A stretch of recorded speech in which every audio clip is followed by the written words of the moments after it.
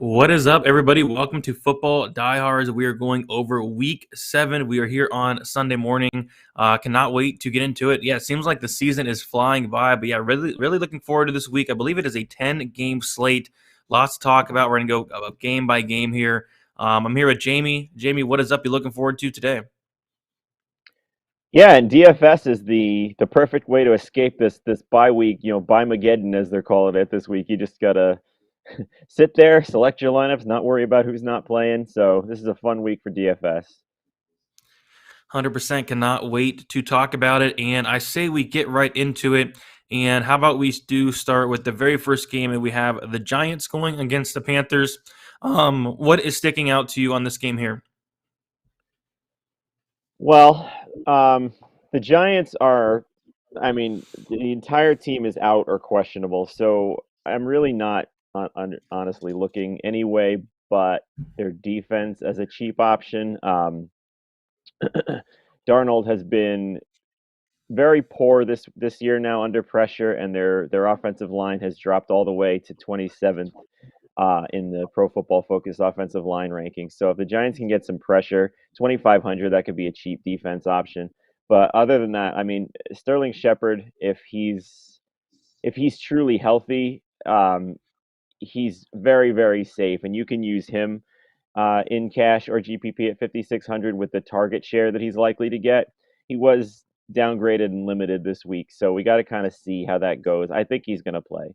Um, but other than that, outside the Giants, I wouldn't be using anybody but Shepard or the defense. How about you?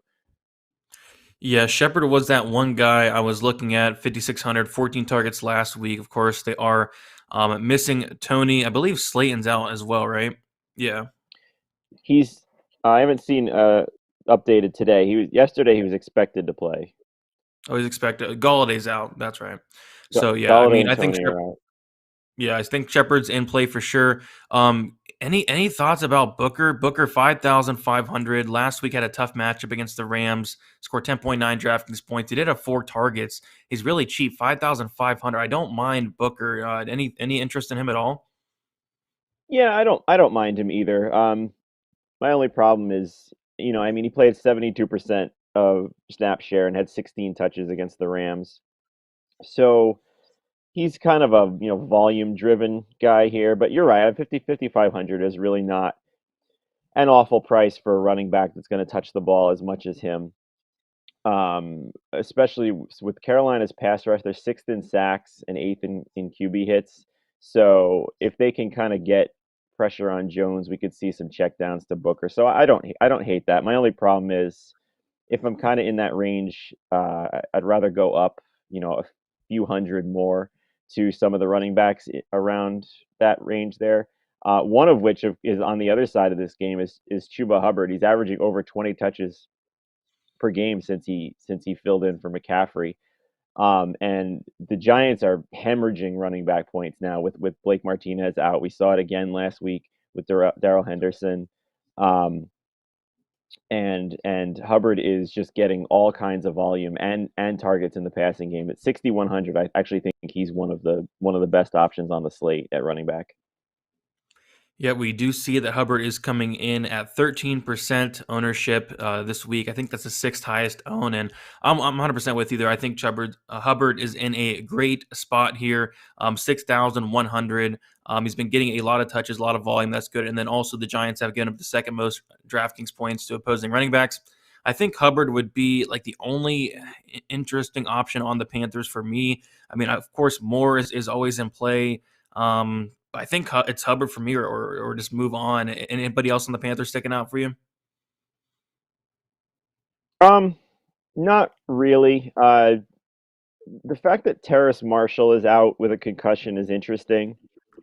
I guess with I'm not going to say DJ Moore and Robbie Anderson are bad plays, and even Anderson, he's been mud with fantasy owners this year, but he's had 29 targets over the last 3 weeks. He doesn't seem to have any chemistry at all with Darnold, though, which is weird because they had it with the Jets. Um, but I mean, DJ Moore is a wide receiver one right now. This is kind of that situation where there's so many better games to target than this one with it. This has got a total in the low 40s that I don't really see the need to force in the passing game of Carolina for this one.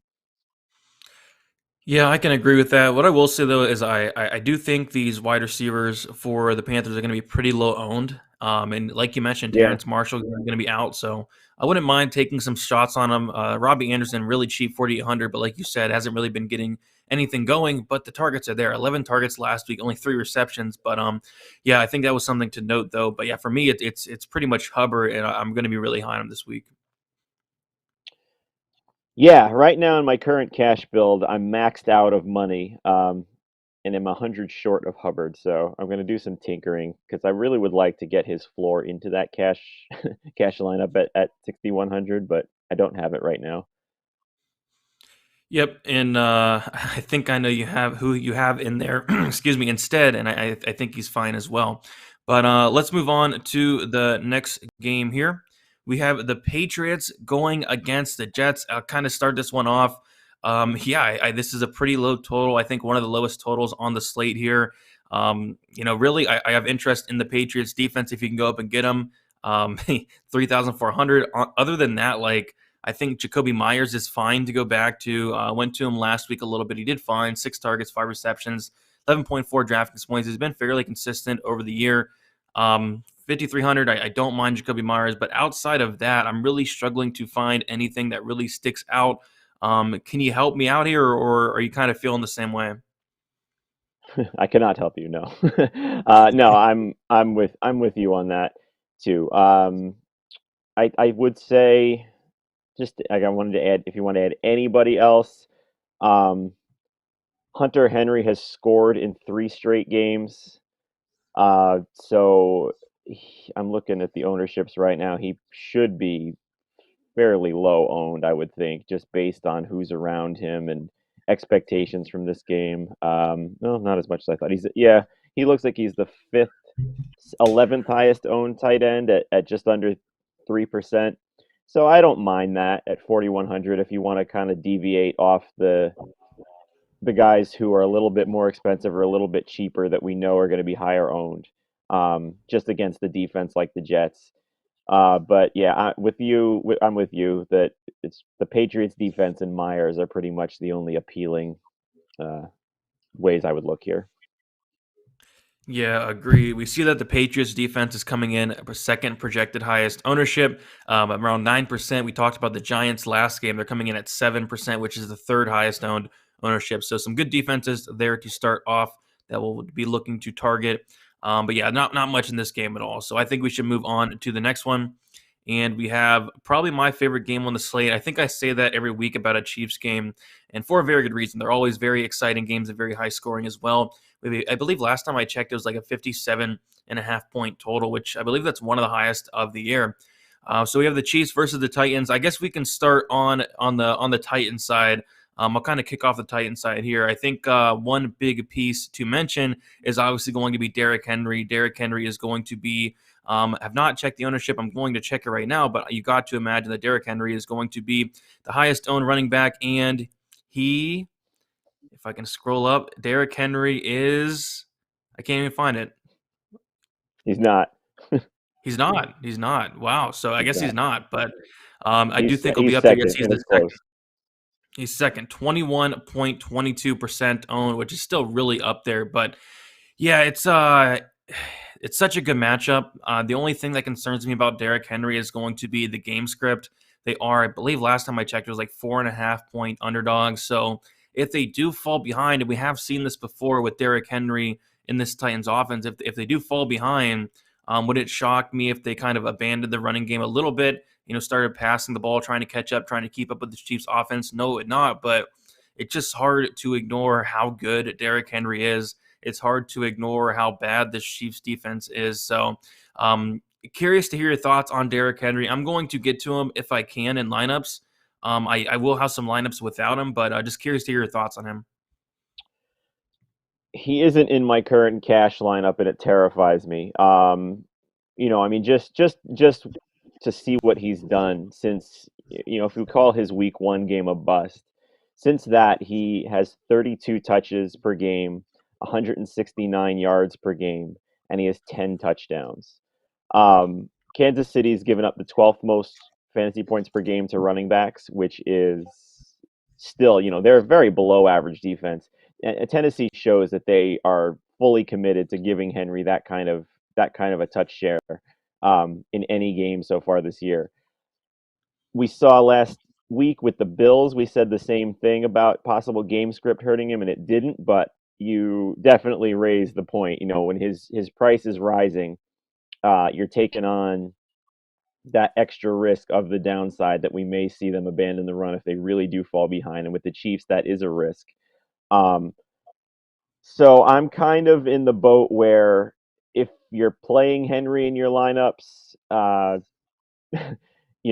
I'm not going to tell you not to. If you're not, I'm not going to try and sell you on doing it either, because there are a lot of good mid-tier running backs and there are some top-tier wide receivers in amazing spots that you can play maybe in Henry's place and feel good about your lineup. Yep, 100% agree. I mean, if you don't play him, it is going to be worrisome, but it also could work out. Like I said, he's the second highest on running back on the slate. But yeah, so if we're not playing Henry in a lineup though, and if we do want exposure to this game and exposure to this Titans offense, AJ Brown, Julio Jones, I think there are interesting ways to get a little bit different here rather than going and getting Henry in your lineups. Also, favors the game script if they are trailing, if they are trying to come back, passing the ball. AJ Brown and Julio Jones would be two guys that do benefit from that. Julio Jones is questionable. I've not heard any update on him, but any thoughts on AJ Brown, Julio Jones? Do you prefer one or the other? Well, I definitely prefer Brown over Jones if they both go. You know, he's he's got a hamstring pull of his own though, I think. Plus, what is his deal? He ate like bad Chipotle or something like that. Is that is that a real thing, or is that just people kind of like spinning their own story on? I know he's got food poisoning, but everyone's Yeah, bashing Chipotle over it. Is that weird, or is that real? I couldn't who find the knows? origin of that. Yeah, I know, but Who- Brown Jones's hamstring worries me a lot more because he already missed several games with it, and he re-aggravated it right away. It's possible he goes out there and just doesn't play again after his first route he runs. Um, so in stacking this game, I'm not playing either one in cash. If stacking this game, if you're stacking up the Chiefs, which we can talk about in a second, Brown would be the one that I would be bringing it back with instead of Jones. How about you? Same thing. Same thing. The injury on Jones definitely does concern me. Yeah, I wonder if looks like he is going to play. Yeah, so he's going to play, but like you said, he could run like one route and he could be done. So yeah, I definitely agree there. I do like Brown. Um, so Brown is coming in at about 10% ownership, and we see that Julio Jones is coming in about 4% ownership. So that's the Tennessee side. I think those are the pieces that really do stick out. AJ Brown and then Derrick Henry for the most part. On the Kansas City side, though, I went to him last week. I stacked up Mahomes, Hill, and Kelsey. Kelsey kind of disappointed me last week, but don't mind going back to him. He still had 11 targets, 8 receptions, only 17.9 DraftKings points. Would have liked to see a touchdown there, but Tyreek Hill is questionable, and he was questionable last week, and it looked like he played a little bit over half the snaps. It looked like they limited him a little bit, but when he was on the field, it seemed like they were really trying to get him the ball. 12 targets in the limited time that he was on the field. So I think Tyreek Hill is good as well. So we have Mahomes, we have Hill, we have Kelsey, and then also Mecole Hardman, who is 4,300. I think could benefit as well. Hill a little bit beat up. Maybe he does not play as many snaps as he usually would. I think Hardman and guys like Robinson are very cheap options that help you get exposure to this game. Any thoughts on the Chiefs? Any thoughts on, are you going to be stacking these guys up, or what are you doing here? Yeah, for sure. And you pretty much hit on all the right points there. I will say one thing as I was exploring all my GPP builds, stacking Mahomes, Kelsey, and Hill and bringing it back with Derrick Henry is virtually impossible to do. Um, even, even what I did with that was try to, I put Rashad Bateman at 3,400, and I forget who the other cheap 3,000 wide receiver was that I was fitting alongside that. Even doing that, I still wound up with like 4,200 left for a running back, for a second running back, which is just kind of grasping at straws at there. So unless some insane value opens up in the next hour or so that is a viable use in that price range, I wouldn't attempt to do that because it's just kind of forcing a build that really doesn't maximize the upside that you're trying to get to out of the stack because you're getting zeros possibly from other parts of your stack there. Yep. Maybe a Mahomes, Kelsey Hill run it back with a Brown. I think that could help out a little bit. That I have, yeah. Or the other way, if you want Henry, I would then bank on Tyreek's injury limiting him and go like Mahomes, Hardman, Kelsey, and with Henry or something like that. It just doesn't work though with all the top price guys, and DK is priced it that way. Yeah, yeah, agreed. So we have Hill coming in at 15% ownership, making him about the fifth highest owned wide receiver on the slate. I do see that Mecole Hardman is 10% owned there, and don't really see Demarcus Robinson's ownership there, so he's probably really low owned. So in terms of Williams, Darrell Williams here, 5,800. He did score 2 touchdowns last week. He had 21 attempts last week. He was 4,900 last week. They did price him up. Any thoughts on Darrell Williams here? It is the highest total on the slate. They are favored. Any thoughts on him? Are you going back to him here, or are you going to attack it in through the air?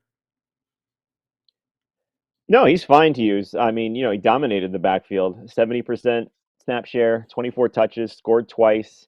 There was, I guess, worry about Jerick McKinnon cutting in on, passing downs or whatever, but he only touched the ball 4 times. He's a near every down role in a game with, like you said, a 57.5 total at 5,800. I'm all for him in any format. Yep, I like it. And he is coming in at the third highest owned. Yeah, I think we touched on pretty much everything. Was there any other piece in this game that you wanted to touch on? No, I think we covered it pretty well. I'm less into Tennessee stacks bringing back with the Chiefs guys with the question marks on their wide receivers. But yeah, this game has upside potential everywhere. Yeah, I agree. Tons and tons of pieces do stick out on this game. But we will move on to the next one. We have Washington going against Green Bay. I'll let you kick this one off. What are you looking at here?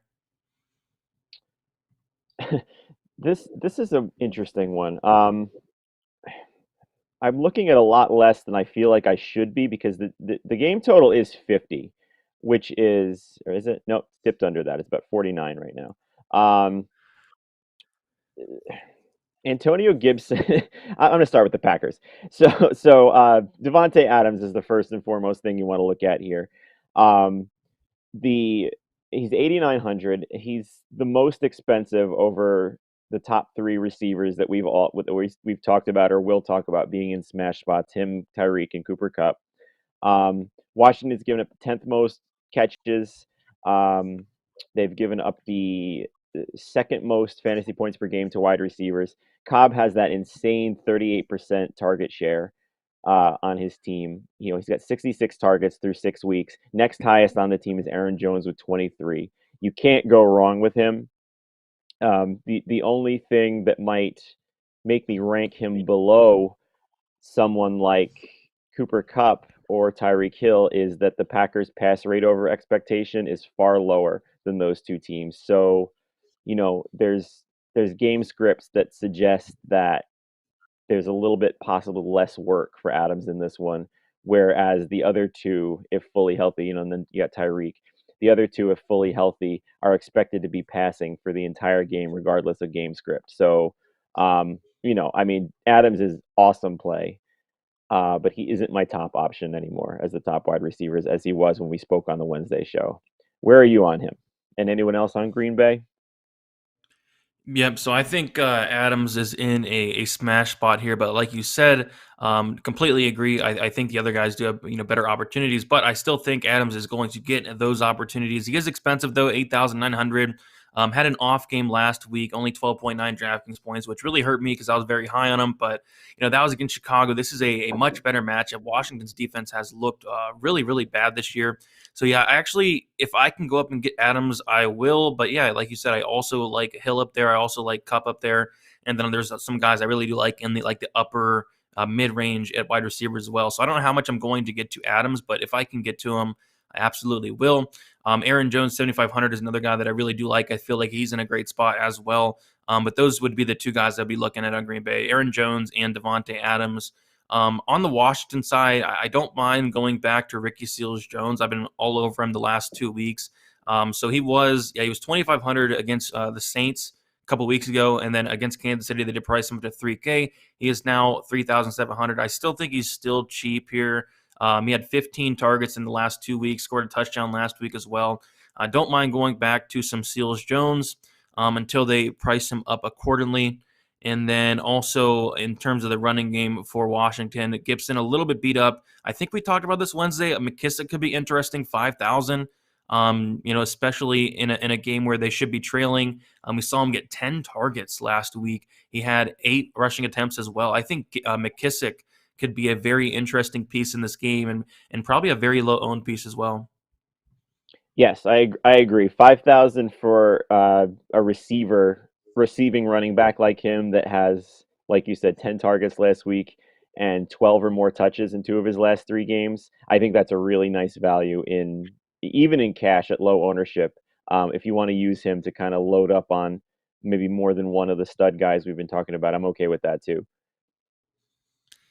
Yep, I like it, and I'm trying to find his ownership, but I don't really see it. So he must be really low owned, or if I must be missing it there. So yeah, I think he's in a solid spot there. So yeah, any thoughts on Terry McLaurin? He's 6,900. Is he injured? Is he beat up? Like I don't know why he had a bad game last week. 8 targets, 4 receptions. He was injured in that game. No questionable tag for him. He's looking like he's good to go. But yeah, I think he's dealing with like a hamstring injury or something like that. So any thoughts on McLaurin? Has had a rough past 2 weeks, not scoring 10 points at least in either of those. His last big game was against Atlanta where he did score 33 and a half. Any thoughts on him, or are you going to look elsewhere this week? Not looking at him in cash because you said the right thing there. We don't know um, if hamstrings are so tricky with wide receivers, and it looks like his last couple of weeks have been the result of that. He has no injury tag. Green Bay doesn't have Jair Alexander. They don't have Zadarius Smith, and they might not have Darnell Savage, their free safety as well, with a concussion. So, I mean, he has no resistance if he's healthy. So, I do think that if you're playing in GPPs and you have this game on your radar, if you're stacking like Rogers Adams, he's definitely the guy I'm bringing it back with as well. And I do think if we're expecting uh, Washington to be playing for behind and passing over their expectation rate, something like a Heineke, McLaurin, Seals-Jones, or Heineke, McLaurin, McKissick thing works as well. So as McLaurin does have over a 29% target share. He's a lot like Aaron Rodgers in that, Devontae Adams in that offense for them, even though it's not as efficient an offense. Yep, and McLaurin's coming in at very, very low ownership, 5.94% owned for Terry McLaurin. Devontae Adams about 15% owned, which does seem low for him on a typical week. But yeah, I think we covered most in this game. Any other pieces you want to throw out there? No, I think we got it. I'm not using Antonio Gibson, even if he does play, which it looks like he's going to. I can't trust that. Yeah, I can't trust it either. But yeah, let's move on to the next game. This one should be a fun one. We have Miami going against Atlanta. I'll kick this one off on the Atlanta side, and I guess the one piece that really does stick out to me, and it sticks out to a lot of people because he is coming in as the second highest owned wide receiver, is going to be Calvin Ridley. I think it's a great matchup here. Calvin Ridley is somebody that has not played since week 4. So, this is a guy that I think is way too cheap. He started out the season 7,900. He got priced down to 7,500 against Tampa Bay. He was 7K against Washington and the Giants. And then now he is 6,600, which just seems crazy. And it's not like he has been bad. He's not been bad at all. He's been, solid. He hasn't really, had his ceiling game yet, but he's not scored less than 10 points on any given week. 13 targets in week 4, 11 in week 3, 10 in week 2. He's getting, a ton of targets. So this price point just makes no sense to me. And it looks like it makes no sense to a lot of people, just basing it off his ownership. So Calvin Ridley is somebody that I'm going to be very, very high on this week. I have him in cash. He's just way too cheap, and I got to get to him. So for me, on the Atlanta side, it's Calvin Ridley, and then that's about it. I think Patterson's interesting at 6,300. The guy's been going off week after week. I don't think I'm going to get there because there are guys that I like below him in terms of the running back position. But yeah, I think Ridley for me on this Atlanta side. Any thoughts about Ridley and any other things I missed on the Atlanta side you want to talk about? Okay, so you're ready? So you're going to answer my 2 versus 2 question for cash here, All which I right. think might be might be a question for a lot of people here trying to fit in Ridley. So I'm with you. I think at 6,600, Ridley is almost a borderline cash lock. I don't have him in right now though, because here's what I'd have to do. Okay, so right now I have Brandon Cooks and the Cardinals defense. Would you switch that to Ridley and the Giants defense? Yeah, I think I would, but yeah, I do like the Okay. Cardinals defense a lot. I get what you're trying to do there, but yeah, I think I'd take Ridley though. All right. Problem solved. Thank you. So moving on. Yeah, did you mention Kyle Pitts in that? I did not. I think he's okay. No, I did not mention him though. Okay. 10 targets last week. Yeah. Yeah, 10 last week, 9 the week before with Ridley. Um, I think the only time I would use him is if you're full stacking this game, because which is a viable opportunity, because Miami does have, again, both their corners out again. So there shouldn't be a whole lot of resistance. For some reason, the last couple of weeks, Atlanta's really opened up the playbook, and it's shown. Matt Ryan has a 71% completion rate and 10 touchdowns over his last 4 games against only 3 picks. So all of a sudden, his yards per target have gone up too. So I'm okay with, like a Ryan Ridley Pitt stack. I think is pretty fun in this one because there's Miami guys to bring it back with.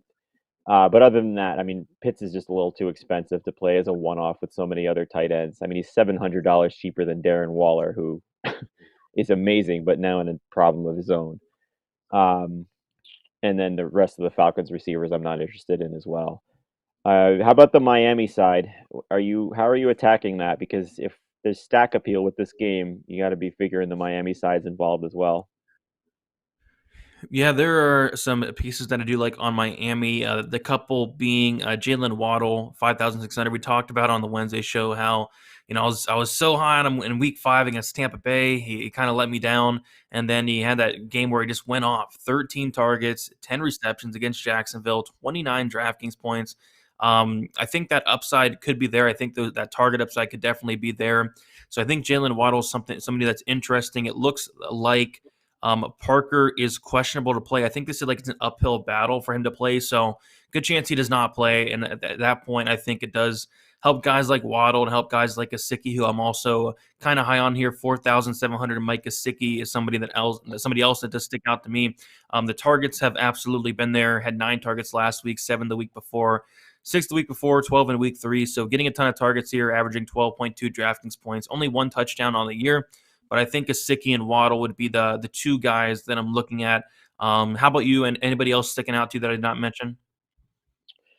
No, those are the guys. I'm not interested in the running game. Those are the guys I'd be looking at too. The good thing about Kasicki too is, earlier in the week, it was really highly questionable. Dallas Goddard, who is the same price as Gasicki, or he's 100 cheaper. Um, Same thing though. He actually had COVID, so there was a question that whether he was going to still be activated for this game. He is now, and the ownership has swung his way against the Gasicki's. So I really like Gasicki as a tournament option at 4,700. It looked like he was going to be a high-owned cash play, but with Goddard now as the higher owned one in that range, Gasicki is arguably in just as good a spot with half the ownership. I really like that play. I like it. I like it. But yeah, I think we covered most in this game. I think we should move on. I think that's a pretty solid game to target there. But we have Cincinnati going against Baltimore. I'll kind of kick this one off on the Baltimore side. So yeah, so Lamar Jackson, I was pretty high on him last week. Kind of disappointed. Only scoring 13.78 DraftKings points. The problem was three different Baltimore running backs were able to get touchdowns in that game. Well, this game, I don't mind going back to Lamar Jackson here. I think people are going to be kind of low on him after that poor game last week. I think, I might go back to Jackson here. I'm going to take a look at the ownership. And I do see that Lamar Jackson is coming in at still the third highest own. Matt Stafford being 18%, Pat Mahomes being 13%, and then Jackson is 10%.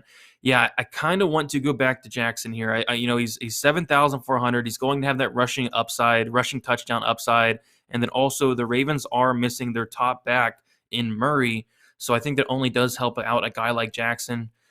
So yeah, I like Lamar Jackson here. I don't mind going to Mark Andrews as well. I think Mark Andrews is in a solid spot. And then also Bateman, Rashad Bateman, 3,400 seems to be the guy that I'm putting in the majority of my lineups because he is very cheap, 3,400. We touched on him last week. And yeah, he made his very first start, 6 targets. Like I was pretty happy with that at 3K. He had 6 targets, 4 receptions. I believe, if I'm not mistaken, I think Sammy Watkins is out once again. So yeah, that only does help out a guy like Bateman. So yeah, for me, I'm looking at Lamar Jackson. I think I'm going to go back to him here. We know that Lamar Jackson has that boom upside on any given week. It could be this week, and then also Bateman as a very, very cheap 3,400 option that has some upside there. So what are you looking at on this Ravens side? Anything you wanted to mention there? You hit on it. Bateman is certainly the cash punt this week at 3,400. Just to add to the 6 target thing you said, he had more targets than Marquise Brown, and he only ran 7 less routes. So with Watkins out, I think there's not really a whole lot that can go wrong with him at 3,400. Another thing for the Ravens pass game that helps is that it looks like William Jackson's not going to play in this one. We got to see that with the inactives report when they come out, but that would really help open up the Ravens offense. As far as the Bengals side goes, they can still be trusted to a certain amount here. Their team their team total is only 20. And I think we have to understand what this Baltimore defense is doing right now. That 3 of the last 4 games, they've held the opposing quarterback to under the top 20 at the position. So even with Cincinnati increasing its pass rate significantly over the last few weeks, there's a lot of downside for this Bengals offense against Baltimore. I actually like the Baltimore defense in tournaments, especially with Cincinnati's offensive line. They've allowed 14 sacks already and 38 QB hits. So I'm not as into the Cincinnati offense as I've been in recent weeks. Jamar Chase at 6,200 is still too cheap for being a top 5 receiver in air yards so far this year. T. Higgins continues to see his price drop and continues to get targets. Problem with him is his average depth of target is very low, so he doesn't really have a ton of GPP upside in this one. And then Tyler Boyd is similar. I do like Mixon. His price is still not where it should be. I think for his workload that he's been getting. I mean, he had 23 touches against Detroit. He went over 150 yards and he scored. Baltimore is susceptible to the run with the 11th most fantasy points allowed to running backs. So, I think in GPPs he's pretty good. And if you're stacking Baltimore in this one at all, Mixon would probably be the guy that I'd come back with the most. Any thoughts on that? Anything you think I missed on Cincinnati?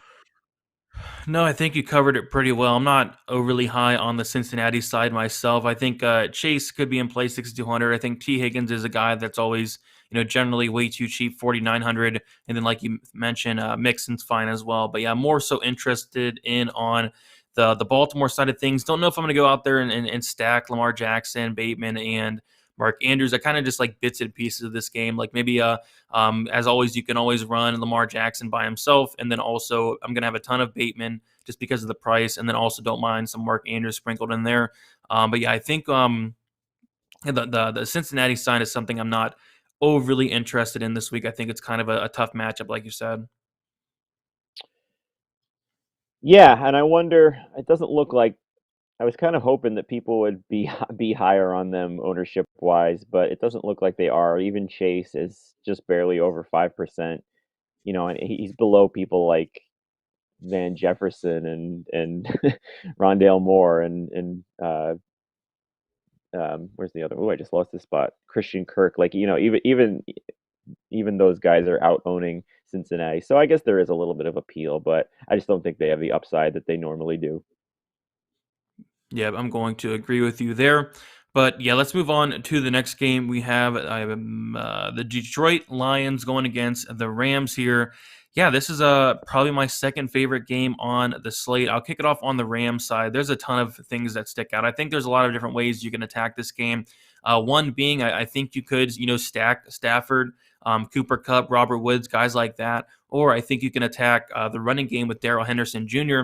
And I found myself more so going to the Henderson side and just, playing Henderson and playing a lot of them. And he is going to be the projected highest owned running back on the slate, and for a very good reason. This is a smash spot for Darrell Henderson. You can't really ask for a better matchup. I believe the Lions have given up the most DraftKings points to opposing running backs. They are, last time I checked, they were like 16, 17-point favorites, something crazy like that. So, yep, I think it's a good spot for them. Positive game script. They're at home. I think they're going to run the ball and have success doing it. I think they're going to get him the ball a lot. 21 rushing attempts last week. He had 3 targets as well to go with it. Had a touchdown. Had a reception touchdown as well. Yeah, don't mind some Darrell Henderson and don't mind having a lot of them as well. But yeah, Cooper Kupp I think is in a phenomenal spot. I guess my only concern, as always, when we have big favorites like this, are they going to get out ahead? Or are they going to start running the ball and kind of abandon the passing game? But I think Cooper Kupp is somebody that has to be mentioned. At least 10 targets in every single one of his games this year. That's insane, and it's also a great matchup against Detroit. So, how are you kind of attacking this Rams side? Are you more so on stacking up Stafford and Kupp and Woods, or are you more so on Henderson, or are you more so on playing a little bit of both? I have actually I was with you all week on kind of, when we talked about those receivers, ranking Cup as kind of like the third below Adams and Hill, just based on the game script of this one and possibly abandoning the pass. We saw last week that they don't do it though. They were up big from almost beginning to end on the Giants, and they just continued to pass. They're second in the NFL in pass rate over expectation, behind only Tampa Bay. So I am in a spot right now where I'm using both. You said all the right things about Henderson. He's a cash lock for me. He's the first guy I'm putting in my cash lineups, but I have Cooper Kupp in there as well right now. And I'm fine with that because he has double digit targets in every game. In every game, they've been big favorites almost. So they haven't shown any hesitancy to pass deep into the game. Their team total is 33, which is the highest on the slate. They're higher even than the Chiefs. So yeah, last week I think I didn't win in cash, and I think the mistake I made was because I wasn't willing enough to go to Cup because I had Henderson in there as well, understanding that Cup had just as good a matchup. So I'm going back to both this week, and in GPP you can mix and match with all of it as well. Love Stafford, Cup, and Woods together. It's going to be probably fairly popular. I think you can mix in Higbee. His target share is not great, but he plays on 100% of the snaps, which is not something many tight ends can say. And then even the secondary guys, I think Detroit has allowed the most passing plays over 25 yards this year, and I think it's by a good amount. I had to go back and check that. So I think if you're mixed multi-entering, you can even mix in like Van Jefferson and Deshaun Jackson into these stacks and play that upside as well. So all about the Rams offense this week. Yep, and I am right there with you. I think I'm going to have a ton of Rams this week. Yeah, you also mentioned some other guys that are going to be very low owned and also helps you get exposure to this Rams offense and Van Jefferson, 3,500, the Deshaun Jackson, 3,400. So, yeah, so that's the Rams side. As far as the Detroit side, two guys stick out for me. The first one is going to be Swift. He's 6,000. He's somebody that, he's getting a ton of targets each and every week. He's getting a ton of receptions each and every week. He is questionable. Looks like he's going to play here. Yeah, 6K. I like Swift quite a bit. I think he's definitely in play. I think he's actually a really good run back option because I think they're going to be trailing by a lot. They're projected to be trailing by a ton, and I think he's going to get a ton of receptions along the way. And then also another cheap option, Amon-Ra St. Brown, 4,100. He's somebody that's getting 7-8 targets a game. I think he's fine as well, and he's pretty cheap. A pretty cheap option, helps you get exposure. Nice run back there. So in terms of the run back options on Detroit, you looking at the same guys? You looking at other guys? What are you looking at here? Nope, those are the only two for me as well. And I'm curious, earlier when I mentioned trying to find $100 for Chuba Hubbard, and you said you think that you know who I have in there, did you think it was Swift? Yep. Okay, it is. Yeah, yeah, it is. He leads all running backs in receptions and in receiving yards, and the Rams have given up the ninth most receptions to running back, which is understandable because they're playing from up so much that the other team devolves into passing games pretty quickly, and the running backs benefit from that as much as the receivers. So yeah, I love Swift this week. I wish he wouldn't have every game with a questionable tag because that's annoying. But yeah, I think he's a great cash play, and like you said, the most logical bring back to Ram stacks. I like it. I like it a lot. So yeah, I think we touched on about everything. Anything else you want to mention about this game? Nope, we got it. I think. All right, sounds good. Let's move on to the next game then. We have the really curious to your thoughts about Philly going against the Raiders. So I think Hertz is a solid option here at 6,900. I'm debating on putting him in my main lineup. It's between him, Jackson, or Mahomes. He's cheap. He may not be the most talented quarterback in the world in terms of efficiency. He threw the ball 46% completion percentage last week, 59 the week before, but he does get it done. With his legs, 4 touchdowns, 4 rushing touchdowns in the last 2 weeks. He had 10 rushing attempts last week, 9 the week prior to that.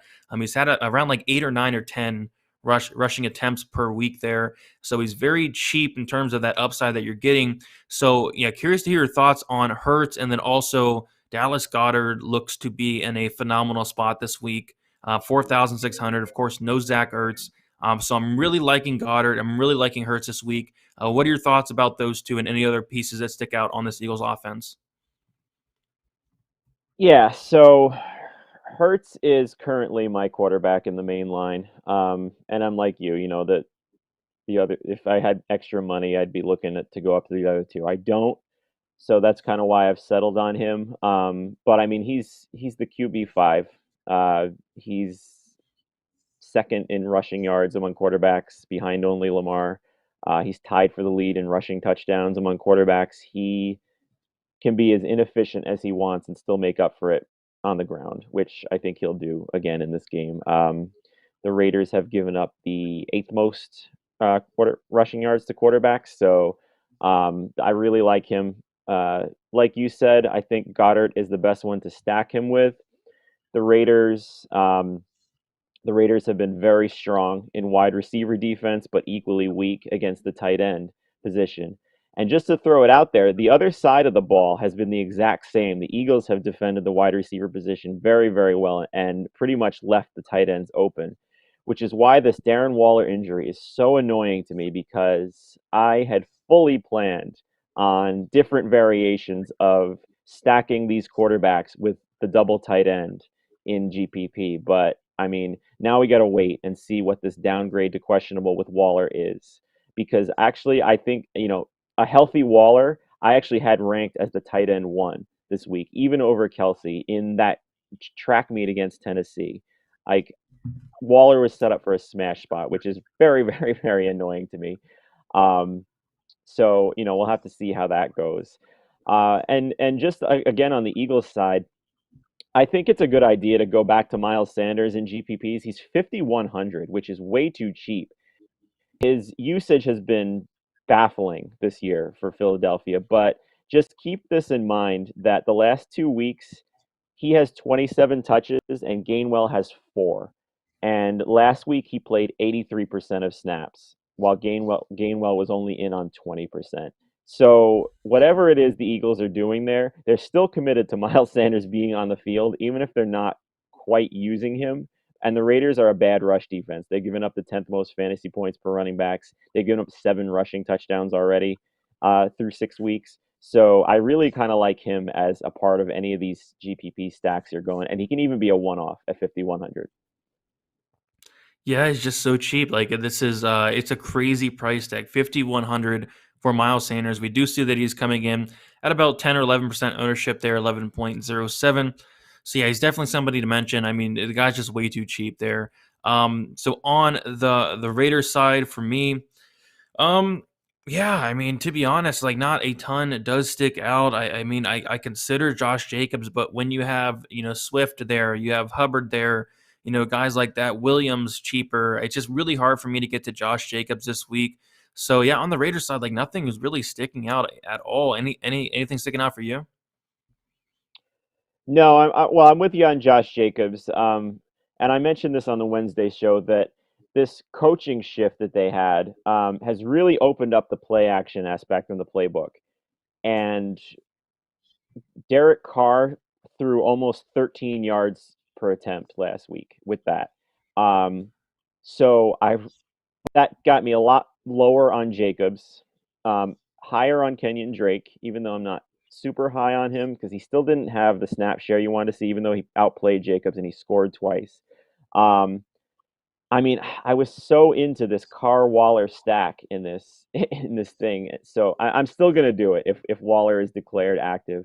I will say, I mean, the issue here is we're not gonna probably get this news before 1 o'clock, so you can't really react to that. If for some reason they declare Waller out before the 1 o'clock games, I'm probably going to make Foster Moreau my cash tight end and totally punt the position at 2,500, which will allow me even more wiggle room with some of these top tier guys. That would get me up to possibly Mahomes at quarterback or make me able to fit, Derrick Henry in somehow with one of those top wide receivers. So I don't think we're going to get the news in time, which is irritating, but that's kind of where I stand on the Raiders.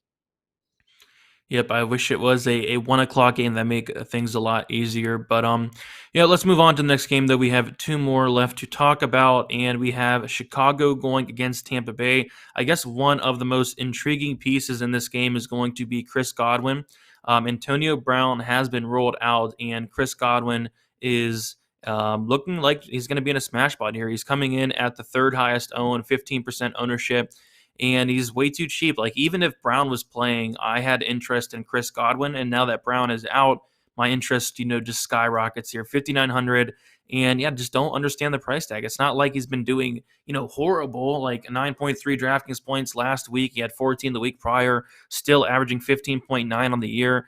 No Antonio Brown, solid match against Chicago. Yeah, I really do like Chris Godwin here, 5,900. And then as far as any other piece that sticks out on the Buccaneers, probably Mike Evans, 6,500, another guy that's probably too cheap as well, especially with Brown out. So yeah, I'm looking at Godwin. I'm looking at Evans here. Don't mind going back to Fournette as well, who's 6,400, but I'd rather save some salary and go to those other guys we talk about. But I think Fournette's fine. But yeah, I'm really high on Chris Godwin this week. Any thoughts on Godwin yourself, and then also any other places you're looking on this Tampa Bay offense? You got the guys. Godwin is, if you're playing cash, double up 50/50s, head to heads, he's a must. You can't fade him at 5,900. And I mean, the only explanation I can think of about Godwin's price tag is just that he hasn't scored since week 2. I mean, he's had 12 red zone targets and no touchdowns. So that's that thing that you see everybody say, that positive regression, with touchdowns. I mean, with Antonio Brown out, I would bet Godwin scores this week. He's averaging almost 11 targets per game anyway over his last 3. shade under 100 yards per game. Jalen Johnson, top cornerback, is going to be on Mike Evans. The Bears have sold out to stop perimeter wide receivers and left the slot open. Barring an injury, and since the Bucks lead in pass rate over expectation by a lot, I can't imagine Godwin doesn't crush that price tag. So make sure he's in all your cash lineups, I would say, and I'm overweight in GPP as well. That the price tag is just, it makes no sense. Like, the opportunity that he has this week, you could argue he should be 1,500 more, even a little bit more than that based on what he should be seeing this game. No, I 100% agree. They're going to have a ton of Godwin myself. On the Chicago side, yeah, I mean, not a ton sticks out other than I think Mooney is interesting, 4,600. I think he's fine. We do see that Robinson is questionable. Yeah, so he's expected to play. So I think Mooney for me, if anything. Robinson's obviously very cheap. I think we mention Robinson every week that this guy's so cheap and he just keeps getting cheaper and cheaper. So I don't know if I'm going to get to Robinson this week. I think I might just keep waiting it out. It just hasn't done anything, and it's been 6 weeks now. I don't know if that's going to change. And on top of that, he's now beat up, has an ankle injury. So I think it's Mooney for me, or just pass. Anything sticking out to you on the Bears side? No, I think you're right. And I will say this: there's going to be, people are going to stack the Bucks, which is a logical thing to do. And we always talk about the bringbacks. I would say, either of those guys are fine as bringbacks, because you got to imagine that this is the week. If the Bears are playing from behind, this is the week we see Fields throw a lot more than he has. The Bears have been so annoying with not throwing the ball for fantasy, but they're going to have to in this one. I'm okay running a Buck stack back with either one of them. But I will also say this is one of those rare cases where the Bucks pass rate over expectation is so high that you don't need a bring back with Buck stacks in this one. They don't, the game script doesn't warrant having to do that, because usually you have to balance those things out. Whether the Bears are succeeding or not, the Bucks are still going to be passing in this one.